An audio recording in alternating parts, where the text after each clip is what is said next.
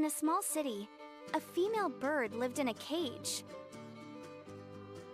She dreamed of escaping to the trees and the sunny days outside. One day, a male bird flew to the tree near her cage. He watched her with kind eyes. Every day, the male bird visited at the same time. The female bird was very impressed by his visits. One day, the owner put the cage outside for sunlight. The male bird saw his chance and flew to the cage. He carefully opened the cage door. The female bird hopped out, excited and free. Together, they soared into the sky.